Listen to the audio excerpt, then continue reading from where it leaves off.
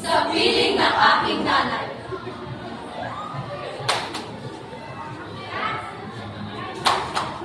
Sa pagmulat ko sa mundong ibabaw, damang-dama ko ang yakap at halik ng ina kong mapangga. Pagmamahal niya ay walang kapantay, kaya buong buhay ko sa kanya iaalay. Salamat o aking ina, sa lahat ng iyong pagmamahal at suporta, na sa tuwing ako'y bigo at naghihikaos.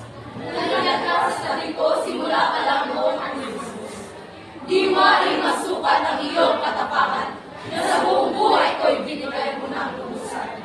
Kahit ano pa man ang iyong sabihin, basta't magawa mo lang ang lahat para sa akin.